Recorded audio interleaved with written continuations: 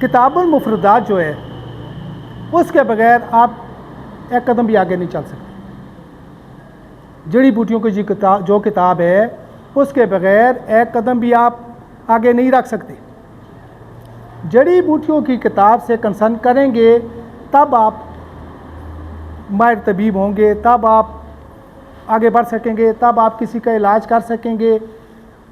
اس لیے کہ جڑی بوٹیوں کی کتاب سے آپ کو بوٹی کا، کسی دوا کا پتہ چلتا ہے کہ اس کا مزاج کیا ہے، اس کی طبیعت کیا ہے، اس کا ذائقہ کیا ہے اور اس کی مقدار خوراک کتنی ہے.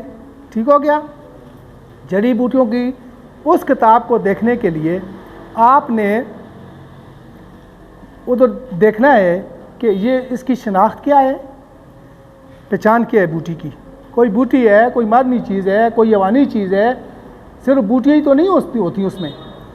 سچے موتیوں کا بھی اس میں ذکر ہوتا ہے، مرجان کا بھی ہوتا ہے، یاقوت کا بھی ہوتا ہے، حقیق کا بھی ہوتا ہے، سونا چاندی کا بھی ہوتا ہے، سمبلفار کا بھی ہوتا ہے، کچلا کا بھی ہوتا ہے، بوٹیوں کا بھی ہوتا ہے، ساری چیزوں کا ہوتا ہے. ٹھیک ہو گیا. آپ نے جڑی بوٹیوں کی کتاب میں، مفردات میں، کتاب المفردات میں جڑی بوٹیوں کی شناخت کرنی ہوتی ہے. شناخت ہے، ذائقہ ہے، اس کا مزاج ہے اور اس کی مقدار خوراک ہے، یہ سارا کچھ اس میں ہے. اب اس میں ایک چیز لکھی ہوتی ہے، ہر بوٹی کے نیچے لکھا ہوتا ہے سمی یا غیر سمی. سمی سے مراد ہوتی ہے کہ یہ زہریلی دوا ہے یا اس میں زہریلے اثرات ہیں، یہ بوٹی زہریلے اثرات رکھتی ہے. غیر سمی سے مراد ہوتی ہے کہ یہ دوا زہریلے اثرات نہیں رکھتی ہے. جڑی بوٹیوں کی کتاب سے آپ درجات بھی پڑھتے ہیں، کیونکہ سب سے پہلے درجات ہوتے ہیں، اور انہی درجات کو سیکھ کر آپ پوری بک کو سیکھ جاتے ہیں. اساتذہ فن طب نے جڑی بوٹیوں کے درجات مقرر کیے ہیں. پہلا تو ایک یہ ہے کہ معتدل درجے کی دوا. معتدل درجے کی جو دوا ہے، یہ دوا جب کوئی شخص لیتا ہے معتدل درجے کی دوا، تو اس کی جو حرارت اصلی ہے، جسم کی حرارت اصلی، اس میں کسی قسم کا کوئی تغیر پیدا نہیں کرتی ہے، وہ معتدل درجے کی ہوتی ہے. حرارت اصلی کیا ہے؟ حرارت اصلی اور رطوبت اصلی، یعنی جو اللہ تعالیٰ نے پیدائش انسان کے ساتھ یا کسی بھی جو مخلوق ہے، اللہ کی ساری مخلوقات، اس کے جسم میں اللہ نے دو چیزیں یہ پیدا کی ہیں پیدائش کے وقت سے ہی.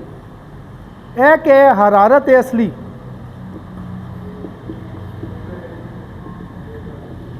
اور دوسری ہے رطوبت اصلی.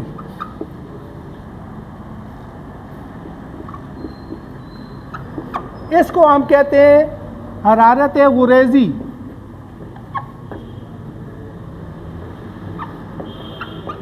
اور اس کو کہتے ہیں رطوبت غریزی.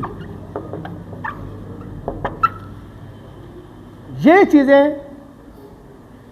چیزیں جب تک انسان میں موجود ہوتی ہیں، انسان ایکٹیو رہتا ہے، جوان رہتا ہے، فٹ رہتا ہے، بیماریوں سے بچا رہتا ہے. جیسے جیسے انسان کو بڑھاپا آتا جاتا ہے، یہ سمجھیں کہ اس میں سے حرارت غریزی کم ہوتی جا رہی ہے. جیسے جیسے انسان کو بڑھاپا آتا جا رہا ہے، یہ سمجھیں کہ اس میں سے رطوبت غریزی کم ہوتی جا رہی ہے. اگر انسان اپنی خوراکوں کو ٹھیک رکھے، اپنے اشغال کو ٹھیک رکھے، اپنے روزمرہ کی روٹینز کو ٹھیک رکھے، اس کی حرارت غریزی برقرار رہتی ہے. جسم میں اس کے جسم میں رطوبت غریزی برقرار رہتی ہے. وہ 80 سال میں بھی فٹ جوان ہوتا ہے. جس انسان میں سے حرارت غریزی کم ہو گئی ہو وہ بوڑھا ہے، جس میں سے رطوبت غریزی کم ہو گئی ہو وہ بوڑھا ہے. میں نے 85-86 سال کے لوگ بھی دیکھے ہیں کہ کہ جو سارا دن کھیتوں میں کام کرتے ہیں بغیر تھکے ہوئے، ان میں رطوبت غریزی برقرار ہے ابھی بھی، خالص غذائیں ابھی بھی وہ کھاتے ہیں، محنت کرتے ہیں، ایکٹیو رہتے ہیں، کوئی خراب چیز استعمال نہیں کرتے ہیں۔ 86 سال کے میرے ایک دوست تھے ادھر ہری پور میں دوہانہ کے سامنے، 2 کنال زمین میں سارا دن سبزیاں لگاتے، کام کرتے، کیا کرتے، اور ہم سے زیادہ فٹ ہیں۔ سمجھ آ رہی ہوگا آپ کو کہ رطوبت غریزی یعنی اصلی رطوبت اصلی جو اللہ نے ہمارے جسموں میں پیدا کی، اور حرارت اصلی، حرارت غریزی، یہ جسم میں موجود ہیں تو آپ 80-90 سال تک بھی فٹ ہیں۔ Is it clear? اچھا، ہم نے پڑھا تھا تھوڑی دیر پہلے کہ معتدل دوا وہ ہے جو بدن انسان میں وارد ہونے کے بعد، داخل ہونے کے بعد، اس کی رطوبت اصلی میں، اس نے حرارت اصلی میں، حرارت غریزی میں کوئی تبدیلی، کوئی تغیر پیدا نہ کرے، وہ ہے معتدل دوا۔ معتدل کے علاوہ اساتذہ فن طب نے ادویات کے 4 درجات مقرر کیے ہیں۔ وہ 4 درجات آپ سمجھ جاتے ہیں تو آپ سمجھیں کتاب المفردات سمجھ جاتے ہیں انشاءاللہ تعالی، اور ابھی آپ 10-15 منٹ میں وہ سیکھ جائیں گے انشاءاللہ تعالی۔ اگر آپ کو شوق ہے، توجہ ہے، دلچسپی ہے تو ابھی آپ سیکھ جائیں گے انشاءاللہ تعالی۔ پہلا درجہ تو میں نے کیا کہا کہ ایک درجہ کیا ہے؟ معتدل ہونا، کہ جو رطوبت اصلی میں، یہ کیا نام ہے، حرارت اصلی میں کوئی تغیر واقع نہیں کرتی، نہیں پیدا کرتی، وہ معتدل دوا ہے۔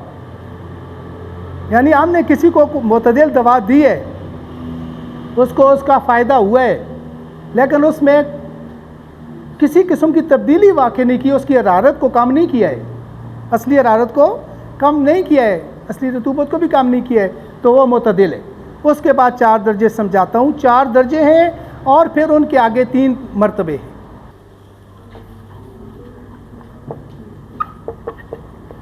اس میں سے پہلا درجہ یہ ہے، توجہ ہے بچے، پہلا درجہ یہ ہے کہ اگر آپ نے وہ دوا کسی کو دی ہے، انسان کو، تو اس میں تھوڑی سی اس نے تبدیلی پیدا کی ہے، لیکن وہ تبدیلی غیر محسوس قسم کی ہے۔ سمجھ رہے ہیں؟ دوا نے اس میں تھوڑی سی تبدیلی پیدا کی ہے، لیکن وہ غیر محسوس قسم کی ہے، تو وہ پہلا درجہ ہے۔ دوسرے درجے کی دوا، اس کی تعریف یہ ہے کہ آپ نے اس کو دوا دی ہے اور اس نے تھوڑی سی کیفیت پیدا کی ہے اور وہ محسوس بھی ہوتی ہے۔ میں تھوڑی دیر بعد یہ پوچھوں گا بھی انشاءاللہ تعالیٰ، میں اسی لیے لکھتا نہیں ہوں، میں دیکھنا چاہتا ہوں کہ کون توجہ سے میری بات سن رہا ہے۔ پہلا ایک معتدل کا تو کلیئر ہو گیا تھا، پہلے درجے کی دوا تھوڑی سی تبدیلی پیدا کرتی ہے جسم میں، لیکن وہ غیر محسوس ہے۔ دوسرے درجے کی دوا تبدیلی پیدا کرے گی لیکن وہ محسوس ہوگی تھوڑی سی، وہ دوسرا درجہ ہے۔ تیسرے درجے کی دوا تبدیلی زیادہ پیدا کرے گی اور کچھ حد تک نقصان پہنچانے کی کوشش بھی کرے گی، لیکن وہ نقصان ہلاکت تک نہیں پہنچائے گا، وہ تیسرے درجے کی ہے۔ جیسے موچرس ہے، تیسرے درجے میں سرد ہے اور تیسرے درجے میں خشک ہے۔ یہ درجات آپ کو اس میں ملیں گے، کتاب المفردات میں۔ ادھر سے سیکھ کے جائیں گے، پھر گھر میں جا کے اس کو مطالعہ کریں گے تو آپ کو سمجھ آ جائے گی کہ سر نے یہ چیزیں سمجھائی تھیں، آپ پوری کتاب میں وہی چیزیں ہمیں نظر آ رہی ہیں ڈاکٹر صاحب۔ اچھا، تیسرے درجے، جیسے میں نے کہا موچرس ہے، تیسرے درجے میں سرد ہے، تیسرے درجے میں خشک ہے۔ یہ آپ کسی کو اس کی مقدار خوراک کے مطابق دیتے ہیں تو اس کے جسم میں انتہائی سردی پیدا کر دے گی اور انتہائی خشکی پیدا کر دے گی۔ پھر اس کا تدارک آپ کیا کریں گے کہ اس کو 1.5 پاؤ دودھ پلائیں گے، ذرا سا گھی کھلائیں گے، مکھن کھلائیں گے، بالائی کھلائیں گے، تب اس کا تدارک بھی ہو جائے گا۔ یہ اس نے کچھ نقصان پہنچایا ہے نا کہ سردی پیدا کر دی ہے، خشکی پیدا کر دی ہے جسم میں، تو یہ نقصان اس نے پہنچایا ہے تھوڑا سا، لیکن ہلاکت تک نہیں پہنچایا ہے۔ یہ تیسرا درجہ ہے۔ چوتھے درجے کی سمل فار ہے، سنکھیا ہے، آپ انتہائی گرم ہے، چوتھے درجے میں گرم ہے، چوتھے میں خشک ہے، وہ آپ کسی کو ذرا سا دیتے ہو، وہ اتنا نقصان پہنچاتا ہے کہ اس کو مار ہی ڈالتا ہے۔ یہ تو چوتھے درجے کی دوا ہے۔ اس لیے آپ جب کہ آپ نووارد ہیں، نئے ابھی پڑھ رہے ہیں، تو آپ نے معتدل درجے پر پریکٹس کرنی ہے تو کریں، پہلے درجے پر پریکٹس کرنی ہے تو کریں، دوسرے درجے پر احتیاط کریں، تیسرے پر احتیاط کریں، اور چوتھے کو تو چھوئیں بھی نہیں، دیکھیں بھی نہیں، ابھی آپ اس کو نہ کریں۔ جو ماہر طبیب ہیں وہ سارے درجوں کی چیزیں برتتے ہیں، سارے درجوں کی چیزیں بناتے ہیں، مریضوں کو استعمال کرواتے ہیں، علاج کرتے ہیں لوگوں کا، لیکن آپ نے معتدل پر ابھی کوشش کرنی ہے، پہلے درجے والی پر کوشش کرنی ہے، اور دوسرے والی پر کوشش کرنی ہے، تیسری پر ہم سے مشورہ کر کے کریں، اپنے اور کوئی آپ کے جو اساتذہ ہیں ان سے مشورہ کر کے کریں، لیکن نہ کریں، اور چوتھے پر تو ابھی آپ کوشش ہی نہ کریں۔ ٹھیک ہو گیا؟ جب تجربہ آہستہ آہستہ ہو جائے گا تو بے شک کریں۔ ٹھیک ہے جی؟ اچھا، اب یہ 4 درجے آپ کو سمجھ آ گئی۔ ہر درجے کے آگے 3 مرتبے ہیں، مراتب، ہر درجے کے 3 مراتب ہیں یا مرتبے۔ مرتبہ اولا،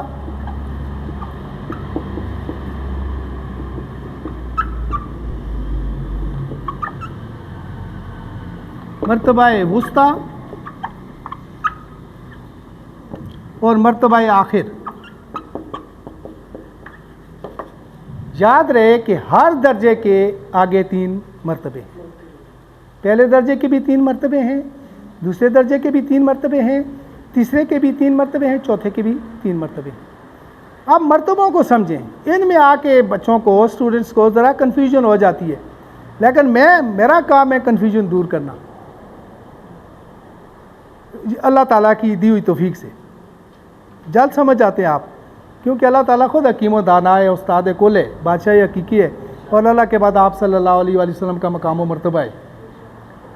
سب سے عظیم ہستی اللہ تعالیٰ کی، اور اللہ کے بعد مقام و مرتبہ سارے آپ صلی اللہ علیہ وسلم کے۔ تو اللہ نے ہمیں اپنا نام دیا ہے حکیم، اللہ نے ہمیں دیا ہے یہ نام، تو یہ ہمارے لیے بہت بڑی سعادت کی بات ہے۔ ٹھیک ہو گیا؟ آپ دیکھیں، پہلا درجہ ہے دوا کا، پہلا درجہ ہے، اور وہ پہلے مرتبے میں ہے، تو وہ ذرا کم تبدیلی محسوس کرائے گی، سٹیپ بائی سٹیپ اوپر جا رہا ہے کام، میرے ساتھ چلیں۔ پہلے درجے کی دوا ہے اور پہلے مرتبے کی دوا ہے، تو ذرا کم تبدیلی محسوس کرائے گی۔ دوسرے درجے کی، وہ پہلی درجے کی دوا ہے اور مرتبہ دوسرا ہے، تو وہ ذرا زیادہ تبدیلی محسوس کرائے گی۔ پہلے ہی درجہ ہے لیکن مرتبہ اس کا تیسرا ہے، آخری ہے، مرتبہ آخر، تو وہ ذرا زیادہ تبدیلی محسوس کرائے گی۔ ایک اور مثال دیتا ہوں، دوسرے درجے کی دوا ہے تو اس کا مرتبہ کون سا ہے؟ پہلا، کم نقصان دے گی یا کم کیفیت پیدا کرے گی۔ آپ پلیز 2 منٹ میری بات سن لیں۔ دوسرے مرتبے کی دوا ہے اور مرتبہ پہلا ہے تو ذرا کم کچھ بھی اثر محسوس کرائے گی۔ دوسرے ہی درجے کی دوا ہے اور مرتبہ اس کا دوسرا ہے، ذرا زیادہ کیفیت محسوس کرائے گی۔ دوسرے درجے کی دوا ہے لیکن مرتبہ اس کا آخری ہے، تیسرا ہے، تو وہ ذرا زیادہ شدت سے آپ کو کچھ نہ کچھ محسوس کرائے گی، اپنا اثر، اپنی کیفیت۔ ذہن میں رکھیں کہ دوا ہے دوسرے درجے کی، مرتبہ اس کا تیسرا ہے، مرتبہ تیسرا ہے، اس کا مطلب ہے وہ پیک پر ہے، اپنی آخری سٹیج پر ہے، آخری سٹیج پر ہے، پیک پر ہے، تو وہ تیسرے درجے کے شروع تک پہنچنے والی ہے۔ سوچ رہے ہیں میری بات، سمجھ رہے ہیں؟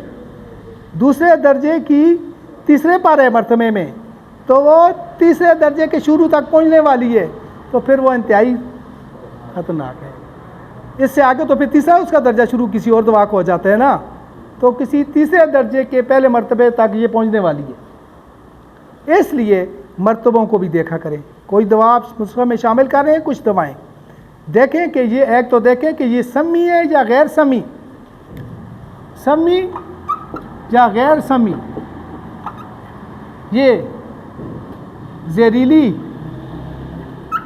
یا نان کیا کہتے ہیں غیر زہریلی، غیر زہریلی۔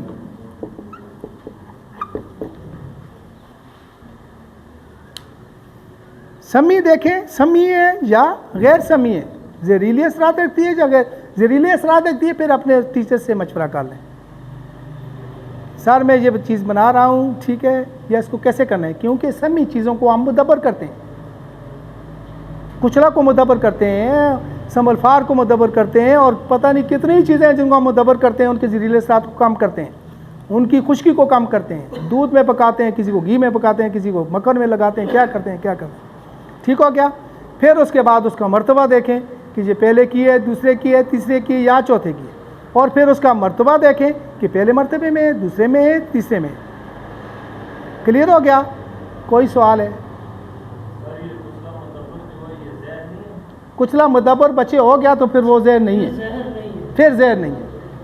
کچلا کو ہم مدبر اسی لیے کرتے ہیں کہ جب اس میں خشکی زیادہ ہے نا، خشکی کو ختم کرتے ہیں، پھر مدبر کرتے وقت ہم اس کا زہریلا پتا نکالتے ہیں، وہ انتہائی زہریلا ہے، وہ نکال دیا۔ خشکی کے لیے ہم اس کو دودھ میں پکاتے ہیں، گھی میں پکاتے ہیں، وہ پھر زہریلا نہیں رہتا۔ اچھا، اور کوئی سوال؟ جی جی جی، مزاج نہیں تبدیل ہوتا اس میں، نہ مزاج جی مدبر بھی کر لیں تو اس کے اثرات خواص تو وہی ہیں نا، صرف ہم نے اس میں سے خراب اثرات نکالے ہیں، زہر ختم کیا ہے، اس کی خشکی کو ختم کیا ہے، اور پھر خشکی آپ سنیں، آپ نے سوال کیا تھا۔ سر میں نے اس کے نقشے بنائے ہیں نا اپنی زبان میں، اچھا اچھا، خیراتین اور کشتہ نخرا اور یہ کشتہ مدبر کی جو چیزیں ہیں میرے والد صاحب کے اپنے نقشے ہیں، صحیح، تو آپ نے سوال کیا تو میں نے اس سے پوچھا آپ کے ساتھ۔ میں آپ کو اسی کے بارے میں مزید کلیئر کر رہا ہوں کہ ایک تو ہم نے اس کو مدبر کر لیا، اس کا زہریلا پتا نکال دیا، تو ہم نے اس کو پاک صاف کر لیا، اب زہریلی نہیں ہے، لیکن خشکی پھر بھی کچلا میں ہے۔ اب ہم نے دودھ میں بھی پکا لیا، خالص گھی میں بھی پکا لیا، پھر بھی اس میں خشکی ہے، یبوست جس کو آپ کہتے ہو، خشکی یبوست۔ ہم نو جو میں کہہ رہا ہوں مجھے پلیز بات پوری کرنے دیں۔ پھر ہم اس کو دیتے ہیں دودھ کے ساتھ اس کی خشکی ختم کرنے کے لیے، پھر ہم مریض کو تاکید کرتے ہیں کہ وہ ایک گولی رات کو لیتا ہے تو دن کو 1-2 دفعہ گھی کی چوری کھائے، اس کی خشکی بالکل کچھ نہیں کچھ کہتی ہے۔ ٹھیک ہو گیا؟ اور کوئی سوال ہے؟ اچھا، یہ تو اس چیز کو آپ سمجھ گئے ہیں نا، یہاں کسی جگہ کوئی کنفیوژن ہے بچے؟ آپ کو کوئی کنفیوژن ہے؟ آپ کو کلیئر ہو گیا؟ جی،